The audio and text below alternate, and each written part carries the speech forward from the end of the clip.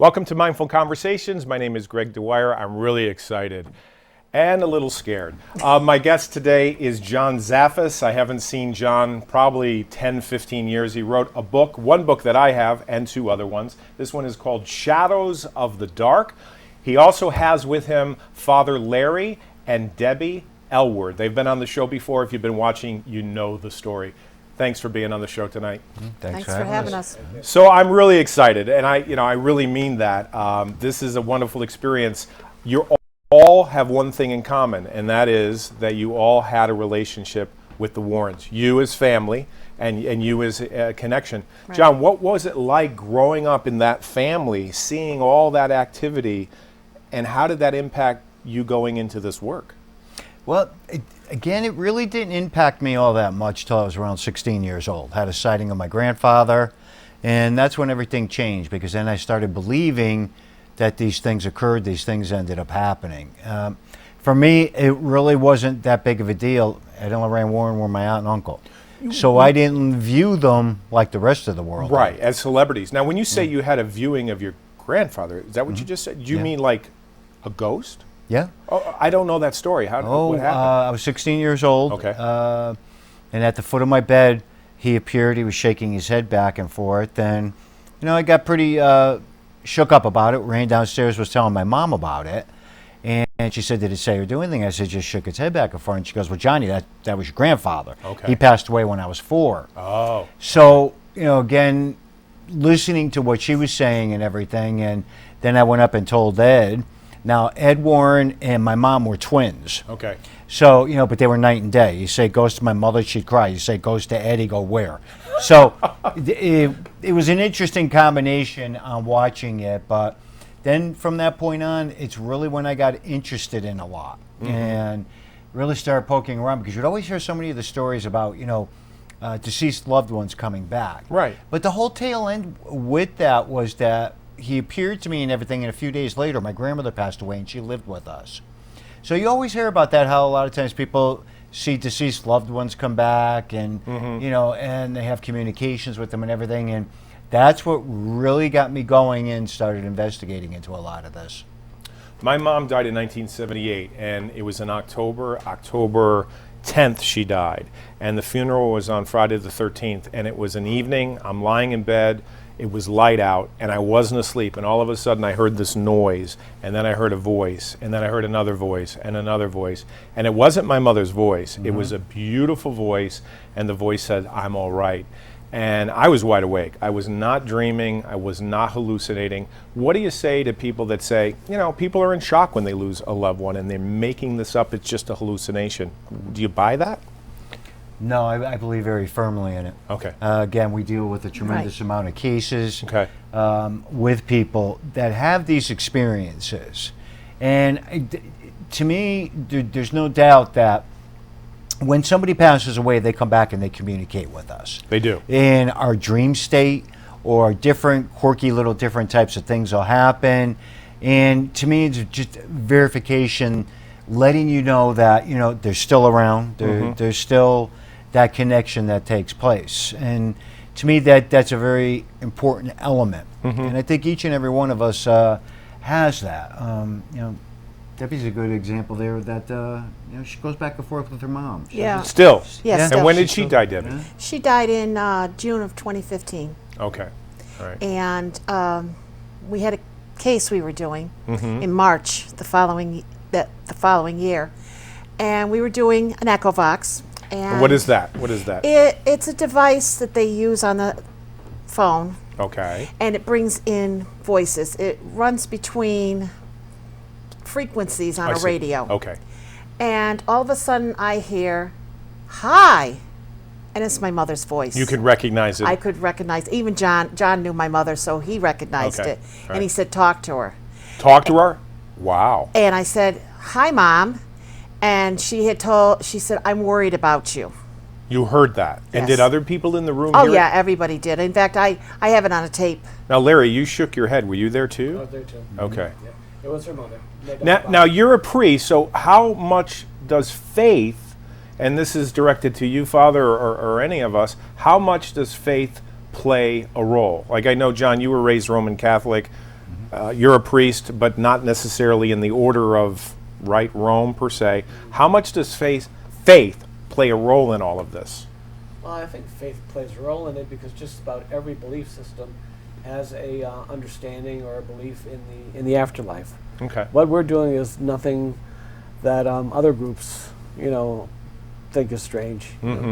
Virtually every denomination believes in resurrection. Right. They believe in an afterlife. They believe in some sort of heaven or hell. So we have a lot in common. Right.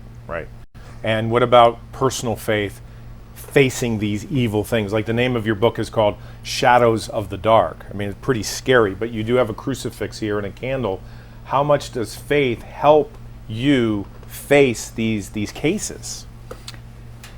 I look at it because I'm a very analytical individual. I'm Okay. Roman Catholic, Right. practicing Roman Catholic, but so many of our different belief systems, the viewing of when a person passes away, when dealing with a lot of that. But on the flip end of it, when we deal with the negative stuff, I'm known as a demonologist. Right. And again, the three of us work together a lot, and Larry goes in, he doesn't really want to know anything. Debbie goes in as being the psychic medium. She's able to pick up on things. I go in just trying to rationalize what is happening with Okay. it. Do I think faith is an important thing? Absolutely, no matter what denomination you are. I'm very firm, and I believe very strong in the power of prayer. Right. I've seen some miraculous things happen behind that. So, again, I keep my faith close to me. I practice it, and it's just a very important element because you realize when you deal with these things, and especially things on the darker end of that there's so much that occurs. But at the end of the day, I also believe the simple fact that the light always will outshine darkness. Right. There's no doubt in my mind about that. Well, it's interesting you say that. I was living in Long Island at the time, and the movie came out, The Conjuring. And I do not go to these kinds of movies. So I went to the movie. I sat on the far aisle so I could run out in case I was afraid. But what I loved about the movie was the fact that, and I know a lot of it is not based on fact. It's movies. It's Hollywood. But the end of the movie is exactly what you just said, that the light outshines the darkness, that God wins or goodness wins and evil doesn't, and that's a good thing. How much of that movie was really real? Well, the Conjuring case is based off of the Perron family. Okay. Very good friends with all of them, especially the oldest daughter. Oh. Have been for many years. Lectured with them, spoke to them. Been in the Conjuring farmhouse several times over the course of the years, and we were fortunate a few months back where Debbie, Larry, and I had gone. Yeah. Wow. We talked about that We on had the lecture. we have friends that That own it now, and it has a very heavy feeling to it. Still. Definitely. Yeah. Okay. That home and property is always going to have paranormal activity. You feel it the minute you drive in the driveway. Yeah. You do. You can feel that heavy energy. Yeah, nothing exactly evil, And that was but daylight. very heavy. Not evil, but heavy. Heavy. Yeah. There's when you watch the movies. Again, there were 5 little girls in the house. Right. The mom and dad. There was a lot of activity. Carolyn did get pushed in a chair across the room. It didn't go upside down and Right. spin. Did you see that, or you heard about it? No, I heard about it. Okay, I gotcha. had heard about that many years ago. I see. Now, the legend of the spirit that they claim was causing some of it. They came up with the name Bathsheba. Right. That tied in with it. But there is definitely several different spirit that is associated with that piece of property. The original piece of property was 1,100 acres. Wow. Now it's only down to 10 acres. Okay. But again, I do believe that a lot of times with these types of homes and cases that things tie in. And a lot has to do with the surrounding areas with different things that can trigger paranormal activity. So again, the running joke with me and Roger, the father of the Perrons, I'm very good friends with him too, and I go, well, of course that house was haunted. You had 5 teenage girls in it. So, and he'll just laugh. Yeah. Roger will laugh. Sure, and, sure. Again, it's a pretty scaring thing to go through that when you're young. Right. But I don't know. Debbie and Larry and I were up there recently. Debbie, what'd you experience up in the house? I saw in one of the sitting rooms, I saw two little children looking out the window. Okay. I heard the house talking. Mm-hmm. They would comment on people that they liked or didn't like. We heard a woman crying. Mm-hmm. Doors would open and close. It was just a heavy, heavy feeling in that house. The people that live there, do they see this as a problem, or they see this as... They're paranormal investigators. Right. So... You have to remember they're looking at it as embracing it. Wow. And studying Yeah. it. Really? You know, again, wow. Yeah, they're paranormal investigators. That was their biggest reason for purchasing the piece of property. Oh, interesting. Yeah, to let people go in and investigate it. Okay. They've done several different shows, since they purchased the property. Okay. On a lot of the activity in there. So therefore, they're going to look at it a lot differently. I see. Okay. So, Yeah. Well, Yeah, I mean, they don't have little children. And, Right. They're used to these sort of things that go on in the house. So it's natural for them. Speaking of homes, I've been to your house once many years ago, and you have a museum in your house. Mm-hmm. Have you thought about bringing people in to see these things? Have you thought about moving the museum? Have you thought about making it public? What's your thoughts? Well, it's not in my home. It's in a barn on my property. All the items are in there. Oh, okay. Probably, if I'm remembering correctly, you probably were there when I had my office and I had a little room area down there. Yeah, you had a ranch house, and then downstairs there was a room. I can't remember where, but now you have it separate? Everything's in a barn on the property. I see. I had put a barn up several years ago. Okay. I did like having it open to the public, but unfortunately my neighbors didn't. So, you can, and I can understand that, Sure. Living in a residential area. I have been on a mission over the past several years to try and find that perfect piece of property to move it to. Okay. So I'd like to see it keep going after I'm gone. Right. And have everything, structured and put in place. Recently, I just looked at several more pieces of property. Wow. But the whole thing is, it's very expensive. Yep. It's just a very costly venture that I'll be taking on once I do it. And I just want to make sure that the revenue that's going to be able to come in is going to be able to help support that. Right. So. Well, speaking of legacies, Lorraine passed away last year around this time, Holy Week. Ed passed away. What year was he? 2006. Okay. So we don't rehearse this. We're just talking. There's no script here. Are you guys the next generation? Well, I don't know if I would really say next generation. Well, I'm thinking like apostolic succession. You were related. You guys know each other. Are you the three that's going to take, or am I just being delusional here? What do you think? No, I don't really. I don't We think never it's thought about delusional. that. I never really Okay. thought about that. Yeah. I mean, I'm hitting 47 years being involved with the field. Wow. I do a lot of, my own investigations, Sure, do a lot of things, sure. done TV shows. You have your stuff. name for yourself. Yeah, Yeah. I mean, yeah. again, do I feel, the three of us worked with my aunt and uncle for, many years. Right. Which that says a We lot. We Yeah. carry on with doing what we do. Right. So again, just looking at that, is the legacy still continuing as far as I'm concerned or anything? Absolutely. Okay. It'll always live on because, Right. again, they were our mentors, they were our teachers. And, just a weird thing we found out just a few years ago, not only were we good friends and, everything like that, we found out that Larry was related to us through my wife's family. Oh, that's. So, I see the resemblance. Maybe it's the beards. Yeah, it was kind of funny all those years knowing each other, and just took one relative that came in and said, well, wait a minute. Then I called him up and he goes, well, yeah, I knew Cheryl's grandfather. And I'm like, you never said anything all these years. That's amazing. But anyhow, it's amazing how those synchronicities or those different things line up, and come to find out we're even related. So. Right. When I saw the Warrens, it was Newtown, the town hall. This was back in the 70s. I was in high school. I was into magic. I was into sleight of hand. So I went to see the lecture, and all I thought to myself is, these guys are performers. Now, I had many years to think about this. I think they definitely were sincere. I believe you're sincere. Do you find some people are just attracted to this, I don't want to call it an industry, or this environment because they want money or fame, or they just want attention? Well, it is an industry today. It is an industry. Okay. Okay. It's way beyond anything I ever thought I'd see it turn into. Really? Okay. I mean, you know, you have a lot of TV shows out there today. Yep. I mean, a lot of people lecture. There's tons of conventions that are done over this. It's an extremely, extremely popular thing today. I see. So it's really reached a plateau that probably, if you even said to me 5 or 6 years ago, I would have never believed it. Really? Yeah. Wow. I mean, even haunted museums. There's several very big museums out there today that house haunted items. So it's a very popular thing. What do you all think about Salem? I mean, Salem, Massachusetts Oh. isn't Oh, yeah. that far from here. I love it. You I do have love an, it. I have Oh, an I do too. ancestor that was tried as a witch up there in Salem. Okay.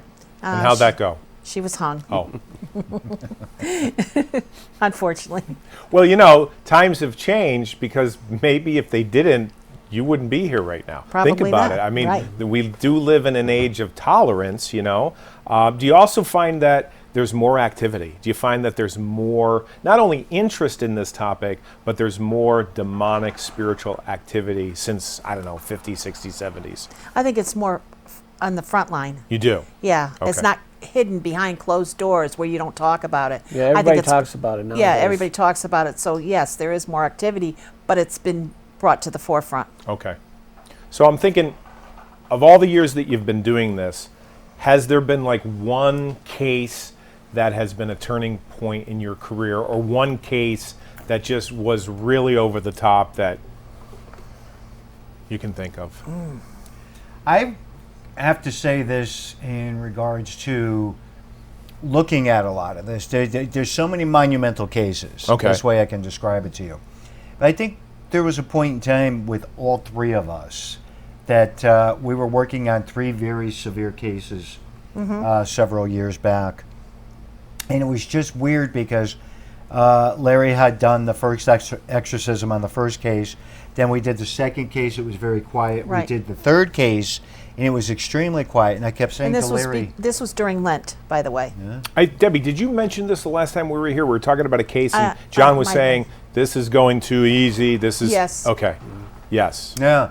And it was just weird because Right. then, you know, it was just the way everything had lined up that following day after that where, you know, they had gone to church and Larry got run over and Debbie ended up getting Right. run over. Okay. Yeah, we did So- talk about this. Yeah. Yeah. But, you know, one of the creepiest things with that tied in with it is that a case we were working on, the person calls and tells me they got run over. Right. A friend on the West Coast calls me, and then another friend from up north Right. starts three. And at And that point, we didn't know the person on the West Coast. Huh?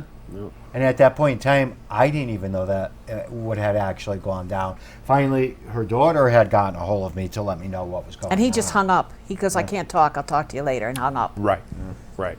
Well, I remember going to your home.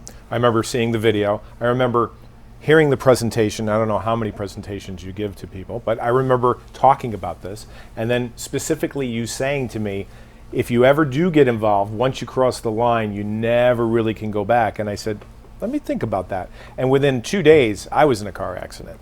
And within seconds, maybe 5 minutes of me hitting the side of the road on the Sawmill, the organ donation truck showed up. And I thought to myself, this is not a coincidence. It was weird. You know, so do you find that you go out on these hauntings or you go out on these cases and then you come home and you bring something with you, or that something happens in a synchronistic way that's not really good? all of the above. Oh my Yeah. goodness. Yeah. All right, we're going to go to Yeah. a commercial. Really? Yeah, we always prepare ourselves for anything. You do? You just don't know what's going to end up happening. Okay. We were coming home from a case, and we had an artifact that the woman gave us. All right. And we were all in the car. There was 3 of us in the car. We weren't feeling good. And John says, "Oh, I've got such a headache," and I was feeling nauseous. Even Larry was feeling bad. Wow. And then all of a sudden, John said, "It's what she gave us," and he pulled off the side of the road. There was a body of water there, and he flung it in to the water. Don't tell me steam came up. No. And we came home. We started would be good. back on the road again, Yeah. and we were all better immediately. You know, Greg, you have to be careful in this line of work, but you can't be paranoid either, because otherwise we wouldn't be able to leave the house to go on a case. Right. We wouldn't be able to leave the house to go to the store. Right. Yeah, because No. if you think of what's going to happen, you wouldn't walk out the door. Yeah. Not too far from here lived a man that wrote a book, The Road Less Traveled. What was his name? Peck. Dr. Peck. Scott Peck. So the story is, and you probably know more about this than I do, Scott Peck writes a book called The Road Less Traveled, which is a famous book. I recommend it to anybody. And then the next book he wrote was The People of the Lie.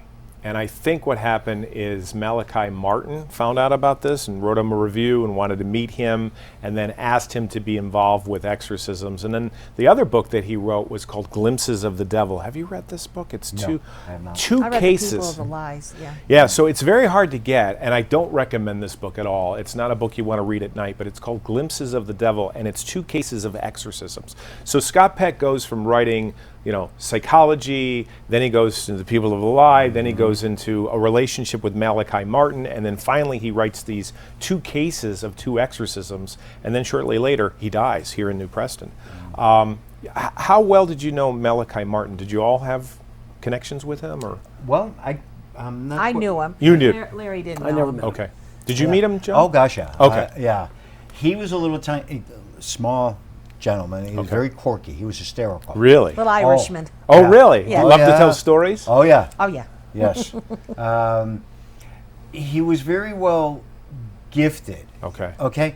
And when I say that to you is that I was fortunate. I got to work on a couple of cases for him. All right. Not directly with him, but for him. Okay. And it was like a test. To see? Yeah, to see. He actually sent me 2 different cases, and I investigated both of them. One of them, there was definitely paranormal activity. The other one, I came right out and told him, I go, I don't think there's anything to it. I said, I really don't. He got very quiet, and he goes, you're absolutely right. And I go, that was a test. He goes, yeah. He goes, it was. That's great. So to me, after that, him and I bonded. Yeah. And, got to hang with him several times. I wish I had that opportunity to do even more with him, but Yeah. then unfortunately he ended up leaving us. But a very spiritual person, very knowledgeable. How did he get involved in this work? He was involved with it through the Vatican. Okay. Okay, All right. and back when he was working with the Vatican and everything, he had a lot more tie-in with it and everything. Right. So I think definitely too he had a calling to get involved, to be able to help people out from a spiritual perspective. I would think you would have to have a calling, like any one of you. You just don't say this would be interesting to do. You have to feel led. But I think that's a big issue today in our world with seeing a lot of this and watching a lot of people getting involved with it You mean for the wrong reasons? for the wrong reasons. I was just going to say. Yeah, I mean, it's, it makes me extremely nervous because today it's one of the most popular hobbies out there. It's a hobby? It's people can, there are more paranormal groups today in existence that, go out, they check out cemeteries, haunted locations, they do a lot of Wow. these different things. Good to know. Yeah, it's a totally different world over the past several years with the whole paranormal. Right. And I get very nervous when a lot of times these people start getting involved with cases, when, dealing with families or dealing with kids, because a lot of times they can go in, not prepared for it. Right.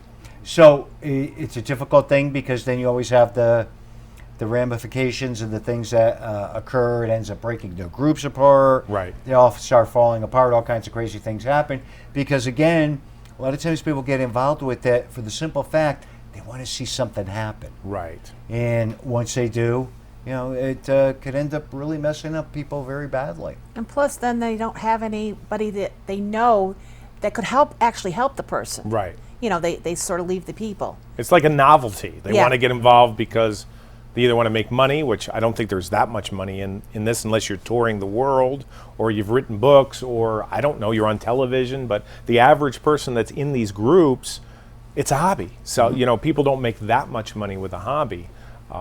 Yeah, they just want to get evidence, put it on TV, and leave the family hanging. They Wow. usually don't have any backup clergy to help them out. Or So anything. I have a story. I'm in Texas. This is many years ago. I'm at a convention, and this minister gets up, and he starts talking about a fact that this person comes to the church, and he knows that this person's possessed. And he goes through the whole story, and I'm sitting at the edge of my seat.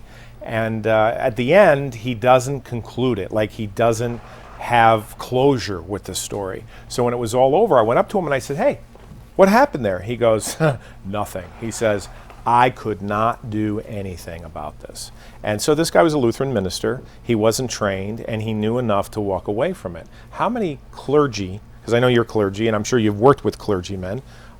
Brian, right? How do you say Brian's last name? McIntyre. McIntyre, okay. He's clergy. Yes. How many clergy are able to do this work? Not many. Not many. Not many. Why do you think that is? Well, a lot of them, you have to remember that they're not prepared for it. They're Spiritually? Spiritually, it's a whole different realm. Okay. A lot of them, they're just not trained. They didn't get involved with their studies with, getting involved with the darker aspect of different things. Right. And I can understand that. Yeah, let's keep it light. Keep it light, yeah.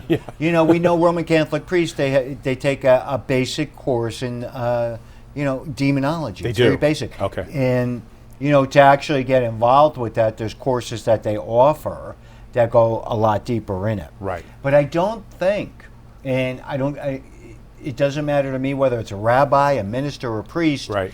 There's a lot of people that are just not cut out to do these types of things. Right. And I can understand that. Right. And when they realize it, and they realize that they shouldn't get involved with it, that's one of the smartest things they could do. Thank you. Because it totally messes up individuals' lives. Right. It wreaks havoc on them. And I can understand that they just don't want to get involved with that part of, quote unquote, the spiritual work. Well, didn't Brian leave after a while? How long was Brian with you, Father Brian? Brian McIntyre is just one of the most unique stories. Okay. Brian got involved with this because he was very skeptical. Really? Did not believe in the paranormal. Wow. Nothing whatsoever. Wow. Right. And we were doing an investigation down in Gettysburg. Okay. And he ended up getting scratched. Oh, no. And on that whole ride home, he just did this complete reversal of just getting involved with so many questions and so Right. many things. Your whole world turns around. His whole world turned Yeah, around because yeah. now he had the verification of it, that these things occur and these things happen. And now here we are today. He's a Greek Orthodox priest. Wow. So we went from a skeptic, non-believer in anything and everything Right. to him actually becoming a priest. But when he was skeptical, he was a priest. I mean, he still was clergy, right? He was No. a deacon. Oh, he was a deacon. Deacon. Okay. So we only have a few minutes left, so let's go right down the line here. How do folks get a hold of you in case they're watching here and they want to reach out, send you an email, or some kind of comment? Father Larry, how do they get a hold of you? Okay, they can get in touch with me and Debbie at larry.elward. At yahoo.com. Thank you. So that's an email. Yes. Okay, excellent. And spell your last name. Elward, Elward. And you guys are also on Facebook too, right? Yes. Okay. We are. Gotcha. And what about you, John? Well, with me, it's very easy. Just put johnzaffis.com in and it takes you to all my different websites and the books and everything that's there. My telephone number, my email, everything's right there when you put johnzaffis.com in. So if someone calls any one of you, what's the process? And we only have about a minute, so do you say, get back to you? Is there an interview? Do you go out and just test it? I mean, what's the procedure? Well, we get an interview over the Interview. phone. Okay. And then we'll go out and meet with them Okay. and do a more in-depth face-to-face Excellent. interview. Okay. Yeah. That's good. Well, let me ask you this. Why don't we do another episode? Because we literally only have 60 seconds. Okay. So I'd love to have you back. I know you traveled an hour to get here, and I have some more questions based on this book, Shadows of the Dark. So I hope we gave you something to think about. It's Greg Dwyer on Mindful Conversations. We'll be back with Father Larry, Debbie, and John Zaffis in the next episode. Stay tuned.